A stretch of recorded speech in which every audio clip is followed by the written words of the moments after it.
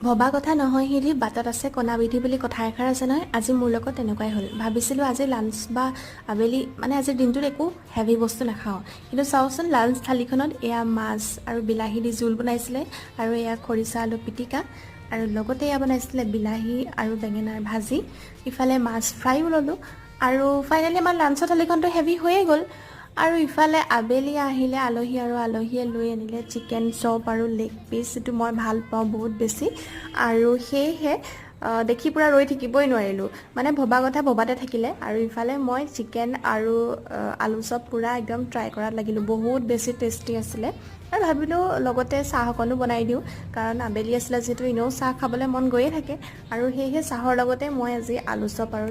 মানে leg piece test কৰিলোঁ গতিকে চাহকণৰ লগতে আজিৰ ভিডিঅ'টো সামৰিব লাগিব আজিৰ ভিডিঅ'টো ইমানখিনিয়ে আছিলে পুনৰবাৰ নতুন এটা ভিডিঅ'ৰ সৈতে আকৌ লগ পাম আজিলৈ আহোঁ বাই বাই গাইজ